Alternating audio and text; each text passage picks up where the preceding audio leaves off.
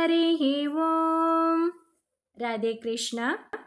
அறிந்து கொள்வோம் பகவான் நாமங்களை, தெரிந்து கொள்வோம் அதன் பெருமைகளை. பகுதி 21. இந்த பகுதியில் 28வது திருநாமத்தை பார்க்க போகிறோம். இந்த நாமம் விஷ்ணு சகஸ்ரநாமத்தின் 4வது ஸ்லோகத்தில் வருகிறது. ஸ்லோகம் 4. சர்வ சர்வ சிவஸ்தானோர் பூதாதி நிதிரவ்யயக சம்பவோ பாவனோ பர்த்தா பிரபவ பிரபுரேஸ்வரக. 28வது திருநாமம். ஓம் ஸ்தானவே நமக. உறுதியானவர், அதாவது பக்தர்களுக்கு நன்மைகள் செய்வதிலும் அனுகிரகம் செய்வதிலும் உறுதியாக இருப்பவர்.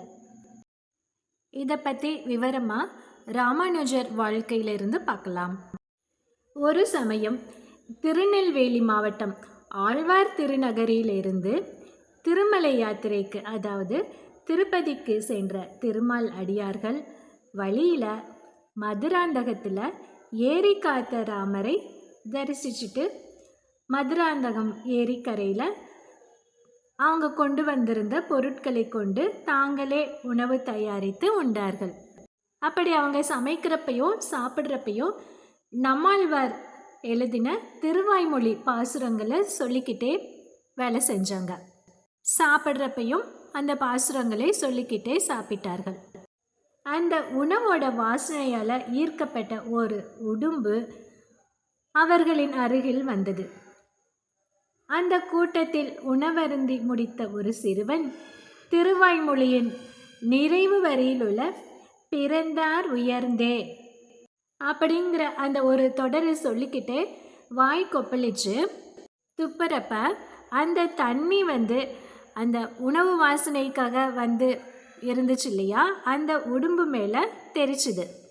அந்த தண்ணியை அருந்தின உடும்பு ரொம்ப திகச்சு போயிடுச்சு. அந்த உடும்பு திகச்சு போய் இருந்துச்சு. அதே சமயம் இவங்கெல்லாம் திருப்பதிக்கு போயிட்டாங்க.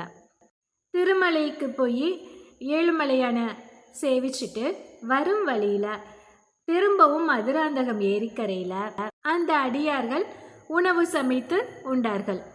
ஆனால் இந்த தடவை அந்த இடத்துல அந்த உடும்பை காணலை. இப்படியே பல வருஷங்கள் ஓடிடுச்சு. அங்கே காஞ்சிபுரத்தை ஆண்ட பல்லவனின் மகளை ஒரு பேய் பிடித்து கொண்டது. அதை விரட்ட வேண்டும் அப்படின்னு காஞ்சியில் இருந்த யாதவ பிரகாஷர் என்ற பண்டிதரை அழைத்தான் மன்னன். அவரும் தன் சீடர்களுடன் அரண்மனைக்கு வந்தார். சிறிது நேரம் தியானம் செய்துவிட்டு மந்திரத்தால் தூய்மையாக்கப்பட்ட நீரை இளவரசி மேல தெளிச்சார். ஏ பிசாசே, இந்த பெண்ணை விட்டு ஓடிவிடு அப்படின்னு சொன்னார். அதுக்கு, ஏ உடும்பே, உன்னை கண்டு நான் அஞ்ச மாட்டேன். உன் முன்பிறவி பற்றி எனக்கு நன்றாக தெரியும். மதுராந்தகத்தில் உடும்பாக இருந்த நீ திருவாய்மொழி பாசுரங்களை கேட்டதன் விளைவாகவும் திருமால் அடிவனான ஒரு சிறுவன் வாய் கொப்பளித்த தீர்த்தம் உன்மேல் பட்டதன் விளைவாகவும் இன்று ஒரு பண்டிதனாக விளங்குகிறாய். உன் மந்திரம் என்னை எதுவும் செய்யாது. உன் சீடர்களுள் ராமானுஜர் என்ற ஒரு மகான் இருக்கிறாரே, அவருடைய 2 திருவடிகளையும் என் தலைமேல் வைக்கச் சொல். நான் இளவரசியின் உடலை விட்டு செல்கிறேன். அதுக்கு யாதவ பிரகாஷர் கேட்குறாரு, நீ போயிட்டேன்னு நான் எப்படி நம்புறது அப்படின்னு கேட்குறாரு. அதுக்கு அந்த பிசாசு, நான் சென்றதற்கு அடையாளமாக அரண்மனைக்கு அருகில் உள்ள புளிய மரம் கீழே சாய்ந்துவிடும், அதிலிருந்து அறிந்து கொள்ளலாம் அப்படின்னு சொல்லிச்சு. யாதவ பிரகாஷர் கிட்ட அப்ப சீடராக இருந்த ராமானுஜர் தன்னோட 2 திருவடிகளையும் அந்த பெண்ணின் தலையில் வைத்தார். பிசாசும் அவளை விட்டு போனது. புளிய மரமும் பெருத்த ஒளியுடன் கீழே சாய்ந்தது. ஏற்கனவே ராமானுஜர் குருவை மிஞ்சிய சிஷ்யராக விளங்கியதை கண்டு பொறாமை கொண்ட யாதவ பிரகாஷர் இப்ப தன்னுடைய முன்பிறவியின் வரலாற்றையும் ராமானுஜரின் மேன்மைகளையும் அறிந்ததால் மேலும் ராமானுஜர் மேல பொறாமை கொண்டார். அதனால ராமானுஜரையே கொல்ல துணிஞ்சு அவரை காசி யாத்திரைக்கு அழைத்து சென்றார். கங்கையில் தள்ளி ராமானுஜரை கொன்னுடணும் அப்படின்னு யாதவ பிரகாஷரோட திட்டம். இந்த திட்டத்தை பற்றி விந்தியமலை அடிவாரத்தில் ராமானுஜருக்கு அவரது தம்பி கோவிந்தப்பட்டர் சொன்னார். அதுக்கப்புறம் ராமானுஜர் யாத்திரையை பாதியிலேயே முடிச்சுக்கிட்டு காஞ்சிபுரத்துக்கு திரும்பி வந்துட்டார். அதுக்கப்புறம் தன்னோட தவறுகளை உணர்ந்த யாதவ பிரகாஷர் திருவரங்கத்தில் எழுந்தருளி இருந்த ராமானுஜருடைய திருவடிகளை பற்றி அவருக்கு சீடராயிட்டார்.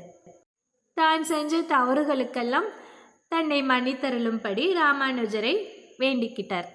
ராமானுஜருடைய திருவடி சம்பந்தத்தால் முக்தியும் பெற்றார். பெருமாளே சொல்லியிருக்காரு, ராமானுஜருடைய திருவடி சம்பந்தப்பட்டவர்கள் எல்லாருக்குமே முக்தி உண்டு அப்படின்னு சொல்லியிருக்காரு. இதை ஏற்கனவே அறிந்து கொள்வோம் பகவான் நாமங்களை, தெரிந்து கொள்வோம் அதன் பெருமைகளை பகுதி 12ல் 19வது நாமத்தில் பார்த்துருக்கோம். ஏலிசை கீதத்தில் குருவின் பெருமை அப்படிங்கிற தலைப்புலையும் ஒரு வீடியோ இருக்குது. இந்த அடிக்கான முழு விவரத்தையும் அந்த பகுதியிலிருந்து தெரிஞ்சுக்கலாம். இந்த நிகழ்ச்சியை பார்க்குறப்ப நமக்கு என்ன புரியுது? இவை அனைத்தும் பெருமானின் லீலை. அதாவது தன்னோட கருணையால் உடும்பாக இருந்த ஒருவரை யாதவ பிரகாஷர் என்னும் பண்டிதராக்கினார். அதற்கு பின் அவரை ராமானுஜருக்கு சீடராகவும் ஆக்கி இறுதியில் அவருக்கு எம்பெருமான் முக்தியும் அருளினார்.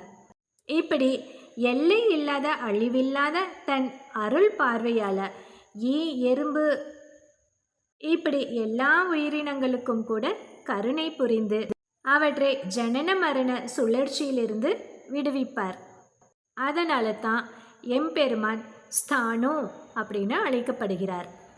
இந்த 28வது திருநாமமான ஓம் ஸ்தானவே நமக டெய்லி ஜபம் செய்தாக்க நாம் திருமாலின் எல்லையற்ற கருணையை அனுபவிக்கலாம். இது 28வது திருநாமம்.